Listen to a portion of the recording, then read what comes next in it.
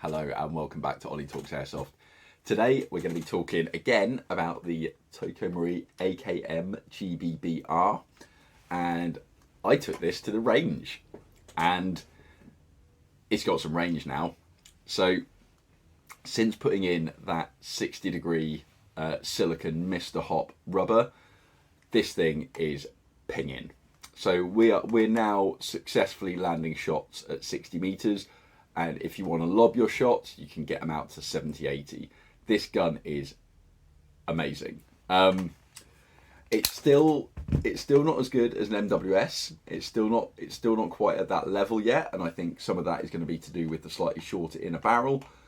But actually, as far as a gas blowback system goes, very impressive. So I don't just want to talk about the maximum range that I got out of this, although for me that was hugely interesting. There was, at the range that I went to, there were targets marked out to 80 meters. There was gong at 55 meters, and this was able to hit it like 3 times out of 5. There was one point where I hit it 4 for 4. So I was really impressed with how this was shooting on a 0.32 gram BB, and knowing that with that with the hot rubber in there, I can still dial it down and shoot at 0.2 and get a nice flat trajectory on that BB. As soon as you were shooting 3.6s, yeah, that was very much, it wasn't getting much hop effect, and it was a case of lobbing those BBs in, but you could still get them a good distance. But 3.2s, that's where it was at for this gun right now. And I suggest anyone that's got one of these, it's such a simple modification to go in and change that hop up rubber. And hop up rubbers, they're pretty cheap. You know, you can get them for about £5 or £5, $5. And maybe the same again for delivery if that's all you're buying. But actually, for the benefit that you get in this gun, it is money well spent. Like, this is absolutely the best money that I spent on this gun. I love the heavy recoil, but it's out for the winter. I love the heavier spring. It's out for the winter. So we're just at a stock setup. But that silicon rubber, oh my goodness. Yeah, what an improvement.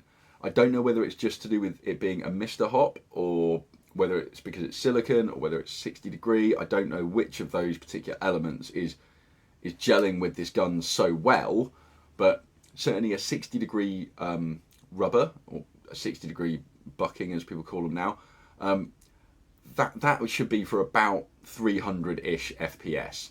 Now, firing a 0.32, this gun's shooting about 280 FPS.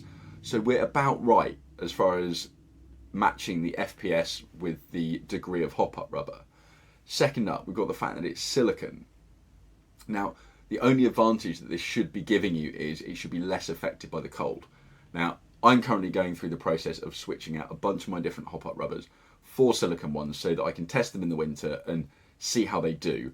I've got some setups that are really similar, and that allows me to do some pretty direct comparisons between a rubber Mr. Hop that's 60 degrees and a silicon one.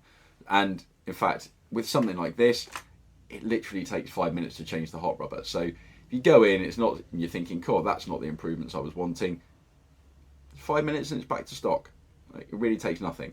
But I can guarantee you, once you put your Mr. Hop in here, it changes the gun. It completely changes the gun. It means that you can hop over 0.28 easily, and it brings the whole gun alive. Anyone that runs gas blowback rifles, you'll know that as soon as you start getting to like 0.28 and above, that's where your gun will really start to shine, and it really starts to make the most of those heavier BBs.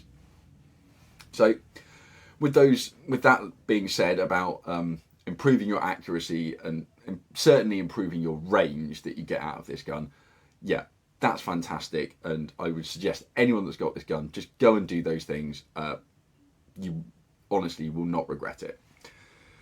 Next up, let's talk about actually operating an AK, and where I've wasted a bit of my time, and I don't want you guys to waste your time.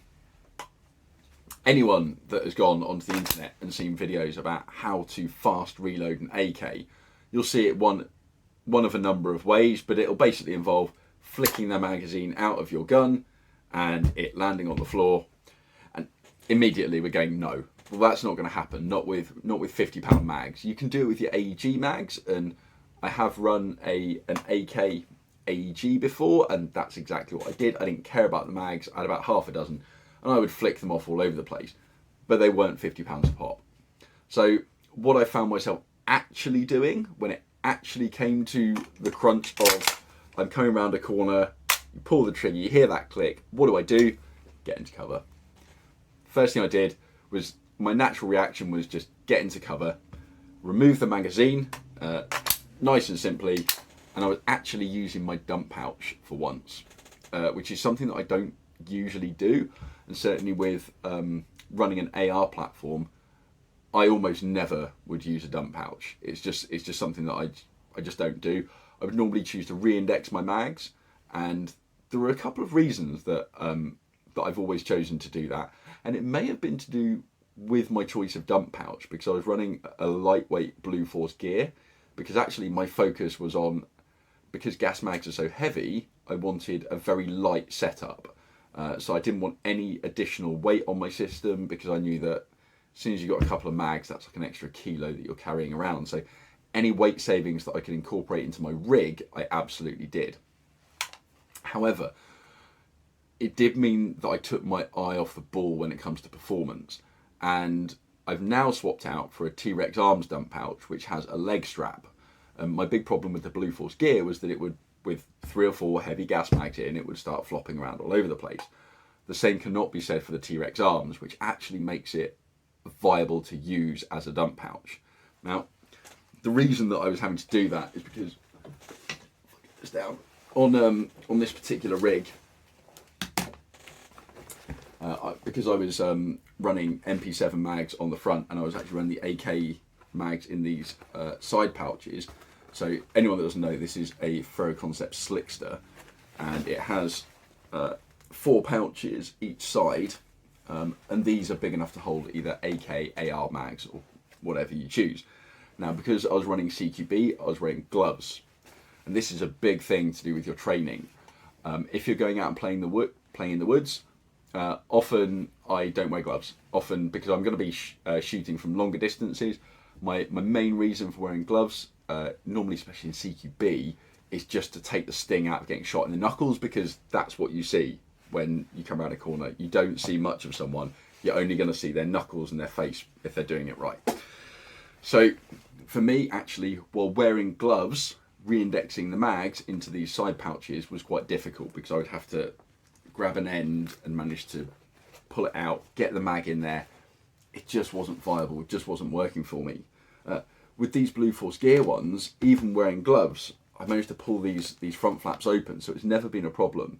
But trying to access re-index mags into these side pouches, that was a problem. And it's something that I hadn't actually considered until I got out and started shooting and reloading.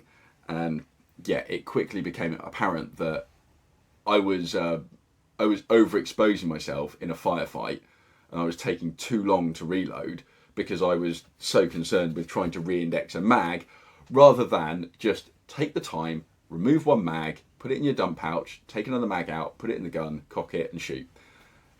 That was actually a faster process than me trying to be slick about it. So all the time that I spent sat on my sofa flicking mags out and putting new mags in, I realised that when it comes to it, I'm never going to do that, because I'm not going to drop these mag lips onto concrete. It's just not going to happen. In fact, I'm not going to drop this mag onto concrete because it's too expensive. So understanding that before you go out and play, knowing how you're going to be handling those reloads is something that I didn't really think about. I'd seen way too much real steel shooting, and I just didn't quite make that connection that I would still have gas blowback mag issues. And by that, I mean they're heavy, they're expensive, and you don't want to get them damaged. So they're the 3 things that you have to deal with a gas blowback mag. And so for me, yeah, at the moment, dump pouch was the way forward. And because I realised that I wanted to get better at doing AK reloads, and everyone's done this. Everyone has been sat at home practicing a reload, practicing a bit of a malfunction or something like that. Well, for me, yeah, realising that the way I was going to be reloading was different. So actually, yeah, that's just the first thing to consider. Just how are you going to be reloading your gun? it's probably not going to be the flicky way. It's probably going to be a bit more mundane.